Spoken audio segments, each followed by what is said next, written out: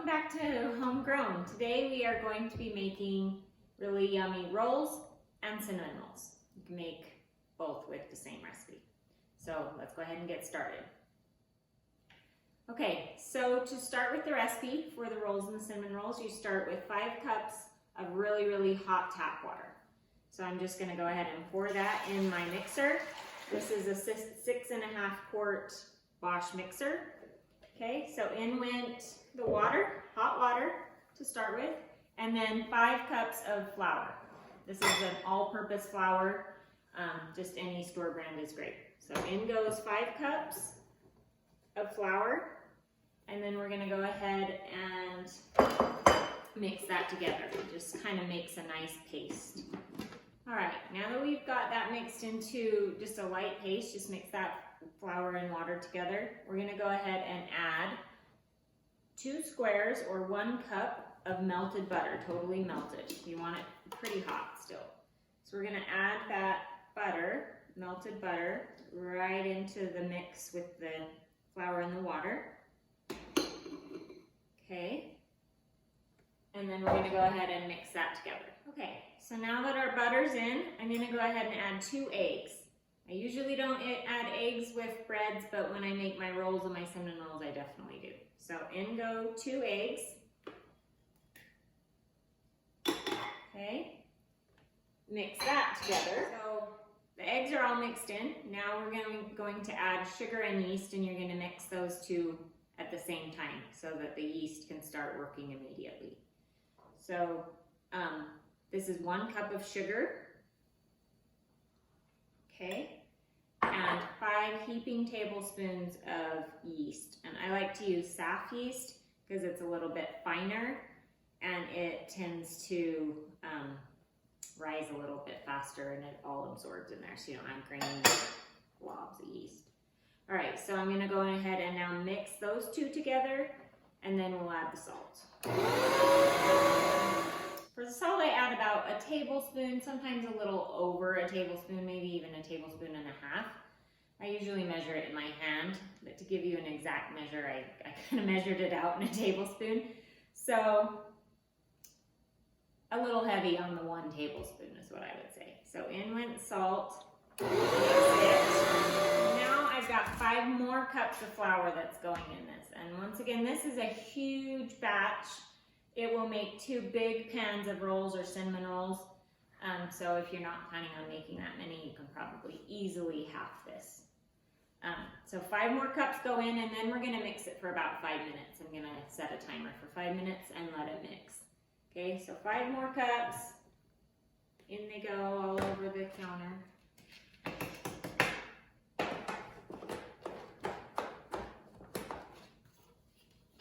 Okay. There's the 5 more. I'm going to go ahead and turn this on and start a timer for 5 minutes.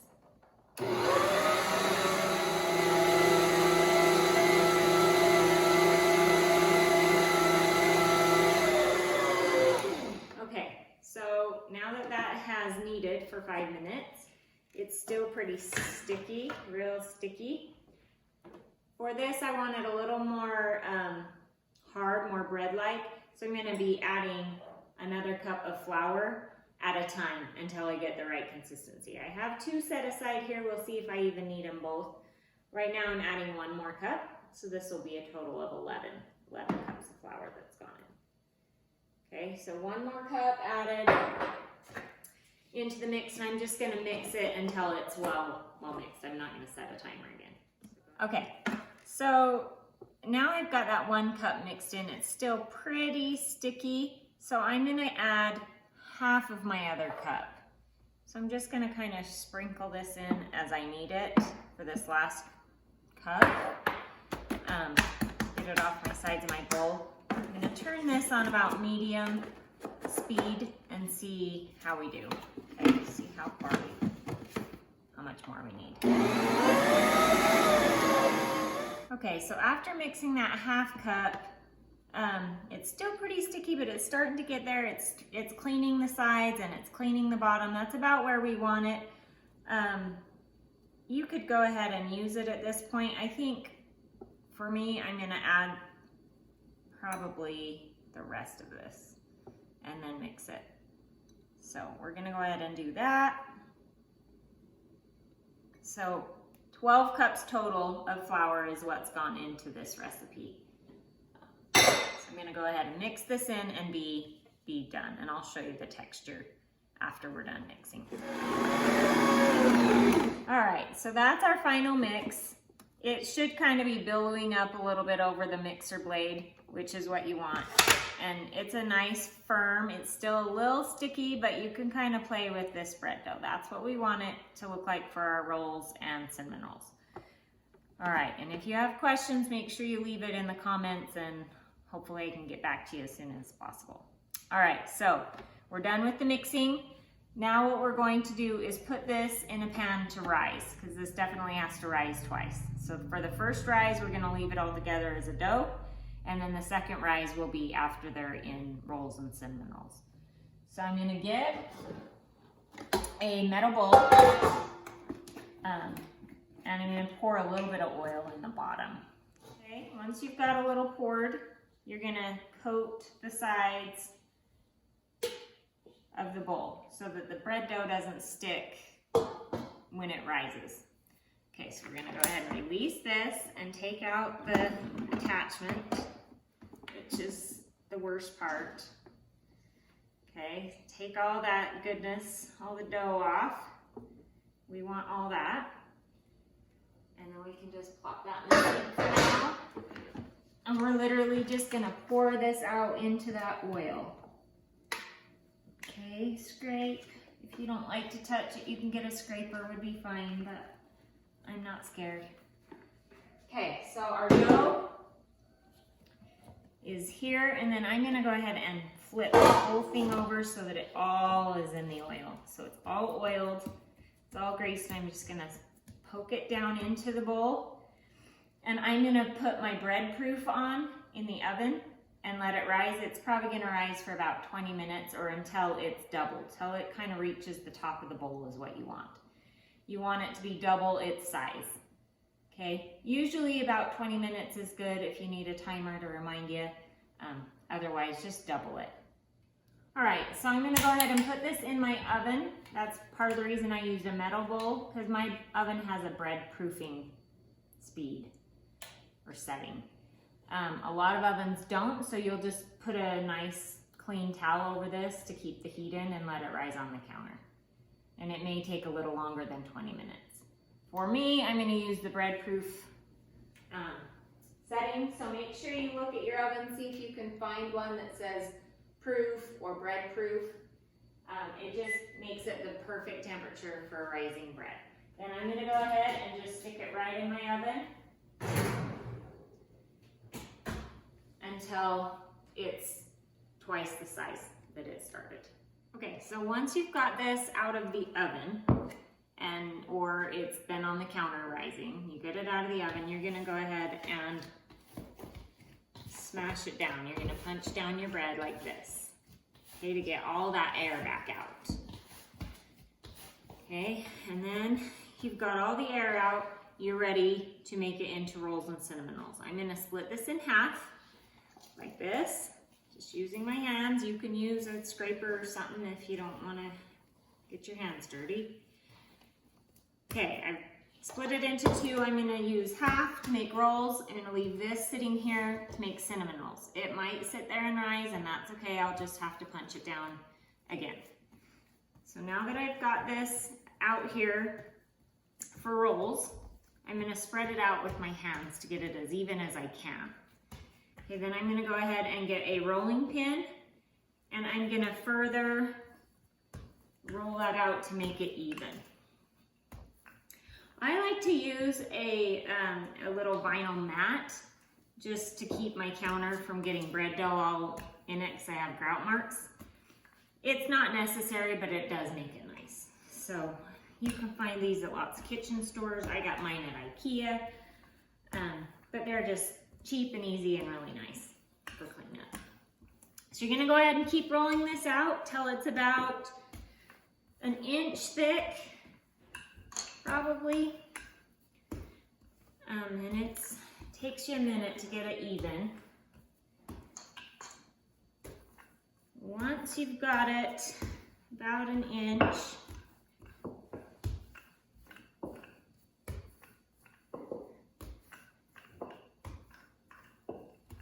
we're gonna go ahead and dump some melted butter on top.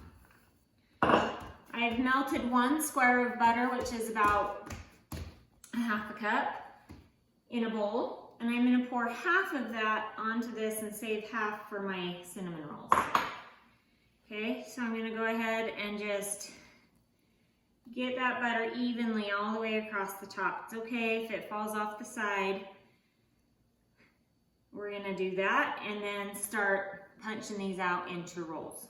Okay, for rolls, I like to use these 1/4 sheets pans because then I can stick this right in the freezer and make them for just dinners. Then they're like a size for 1 meal. So I'm gonna go ahead and spray this and maybe do a couple of them that size. Usually 2 of these is about perfect for half the batch for rolls. Okay, I got a medium-sized cookie cutter.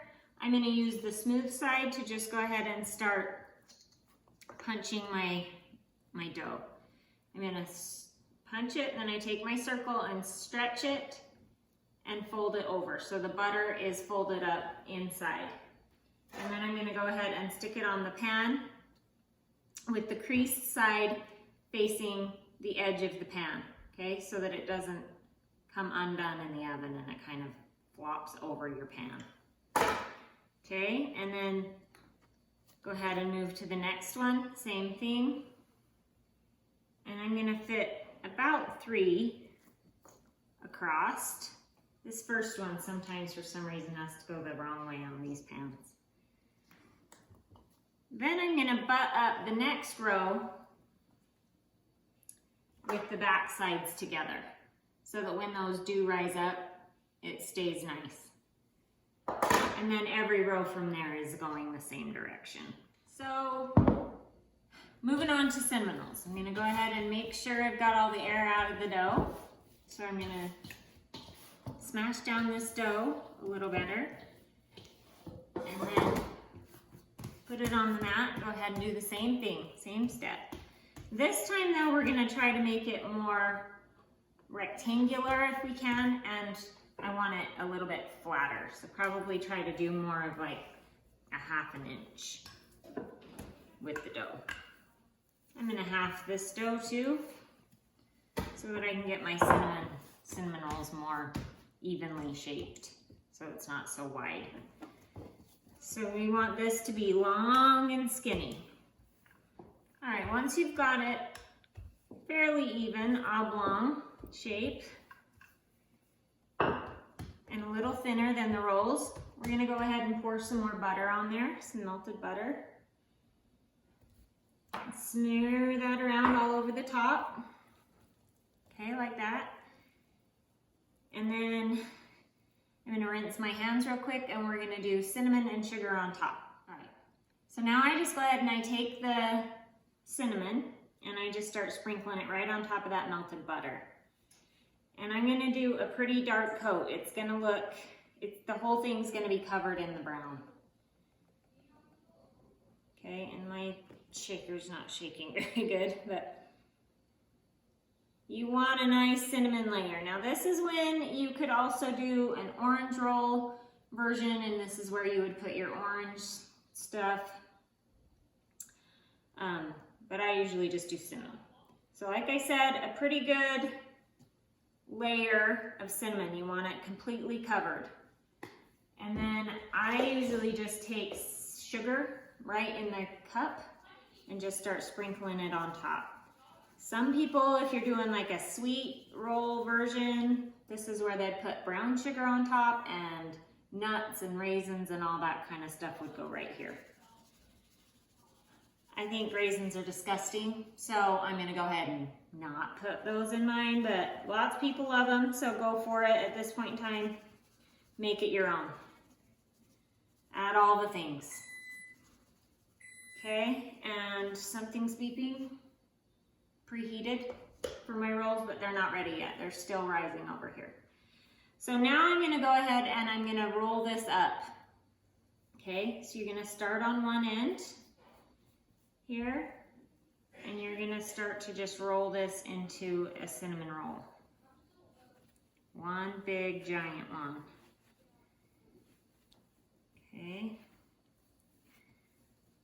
And these are gonna be big because I struggled at rolling them out, but they're gonna be delicious.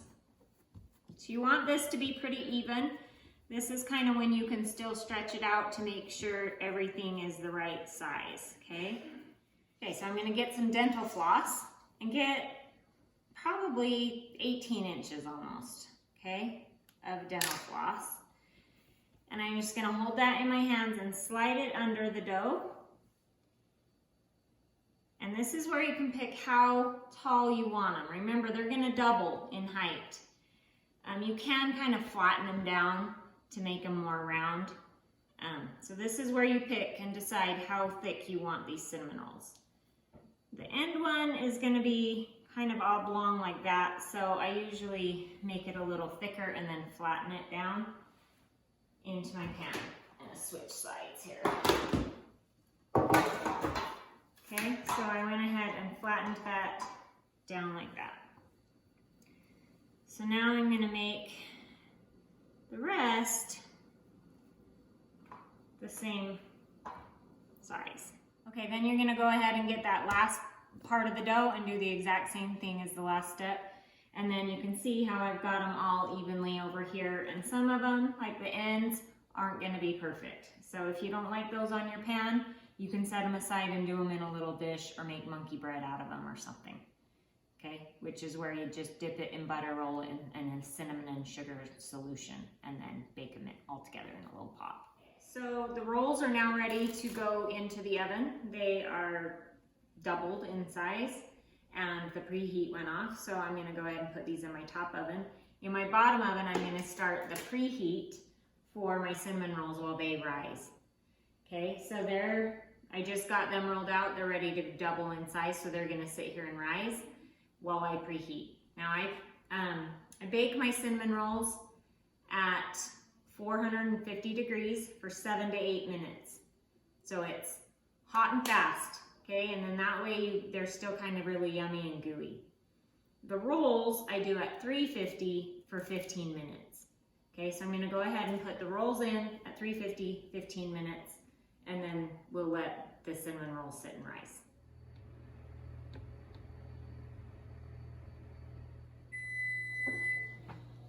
Okay, so my timer's done. We're gonna go ahead and get the rolls out of the oven and then get ready to put the cinnamon rolls in.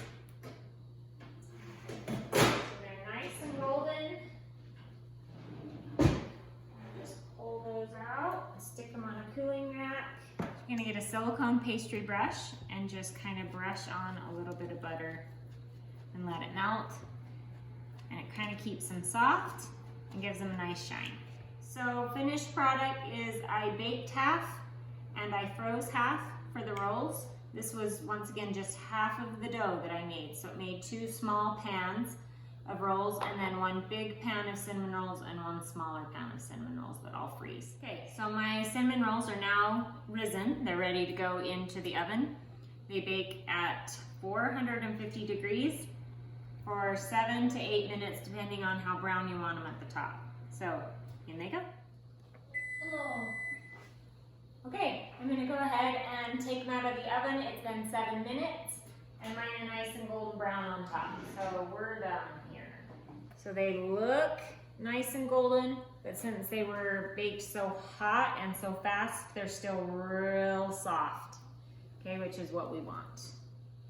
All right, you're gonna let these fully cool, and then you're gonna go ahead and make some frosting of your choice. I like a big, thick cream cheese frosting, so I put 8 ounces of cream cheese, a half a cup of butter, and 5 cups of powdered sugar, and then I mix in a little bit of milk to get the right consistency, and once these are fully cooled, we'll frost them. Thanks for joining me today on Homegrown. Make sure you add any comments or questions you have in the comment section, and join us next time.